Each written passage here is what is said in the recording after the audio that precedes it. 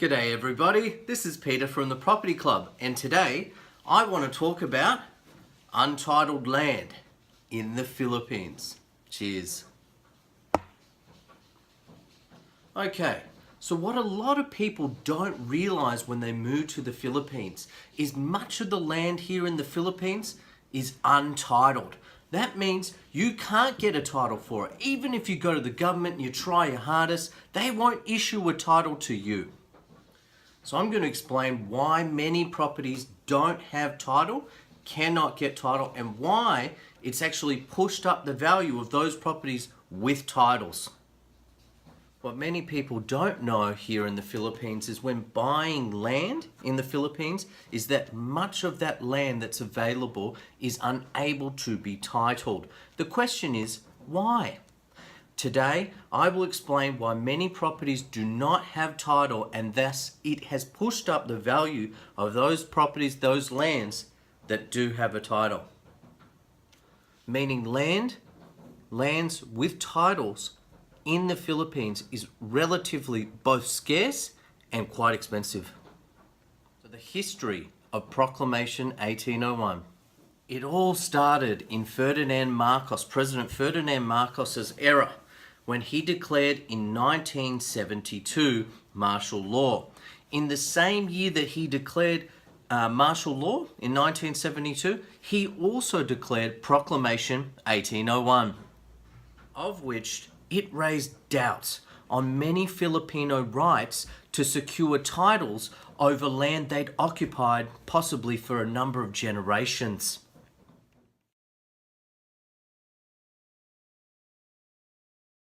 Arguably though, Marcos declared proclamation to protect natural wonders of the Philippines and preserve them for years to come.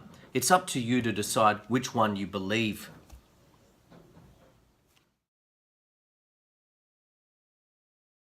So what is Proclamation 1801? So I'm just going to have a quick read. So from the Palace, Manila, Proclamation number 1801, declaring certain islands, coves and peninsulas in the Philippines as tourist zones and marine reserve under the administration and control of the Philippine Tourism Authority.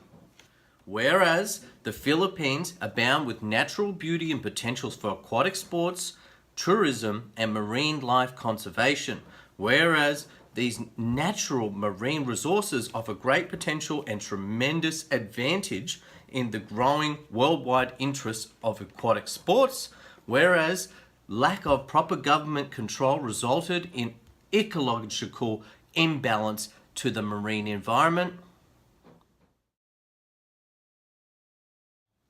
whereas said islands require the concentrated efforts of both the government and private sectors in the development of their tourism potential.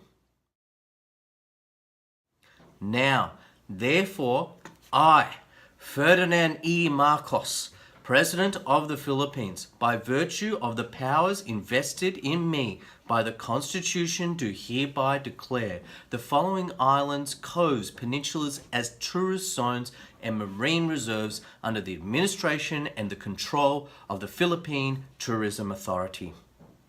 Okay, so that's the proclamation. The next question is, what areas did it affect? Well, the truth is, it seems like he picked a lot of areas. There's a lot of land, a lot of beautiful wonders in the Philippines that he chose.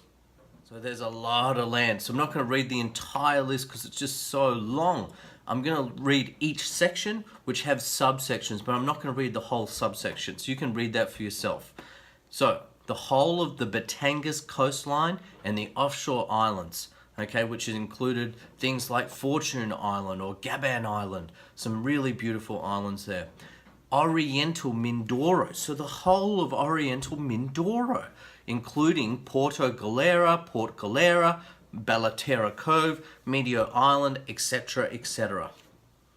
Bulalakaw, and all of the sections and areas there. The next, most importantly, probably this is the one area where a lot of people would have heard about Proclamation 1801 is Boracay Island and Aklan. Dumaguete and all the islands there. It's a lot of land. Cebu.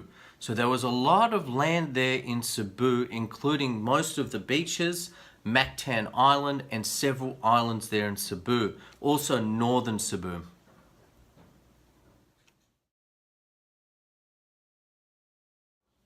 Tagbilaran, Bohol, and all of the islands there.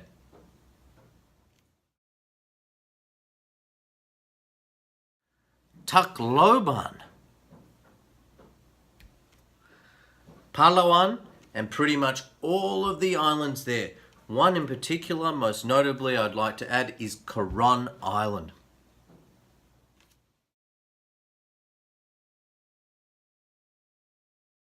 Cagayan de Oro Oriental, Zamboanga, and most of the islands there. In Davao, we're looking at Malaputu Island, Talikad Island, Lagid Island, and the eastern side of Samal Island. So you can see it did affect a lot of land. A lot of areas in the Philippines were affected. And rightfully so, there were a lot of people that were also very upset. I mean, at the end of the day, if you've been living there for generations and you had nowhere else to go, you wouldn't be too happy with the president now, would you? Though, like I said, perhaps Marcos was trying to actually protect some of the areas. Even now you can see there's some areas and beautiful islands and beaches that have just been absolutely trash, which is a bloody damn shame. So I can understand part of both arguments there.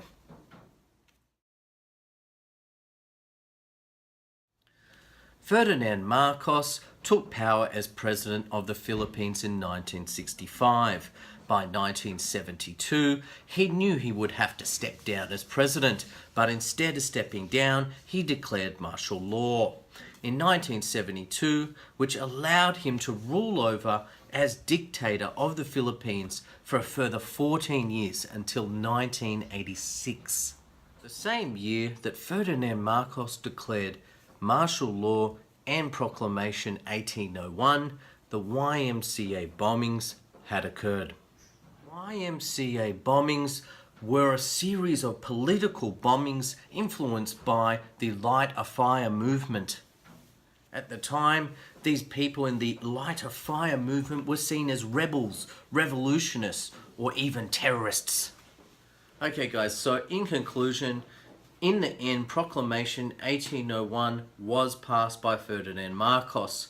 So it's still relevant and important today. And why it's important today is you need to understand it. Because if you're going out and buying land, you don't want to be buying a tax declaration of something you have no right to. Because at the end of the day, if it comes to a legal battle and you end up in court, very, very possible that one, your assets will be frozen. Two, you'll end up in court and they will seize and take your lands. And then where are you going to be? So do please think about that when you're thinking about buying land here in the Philippines.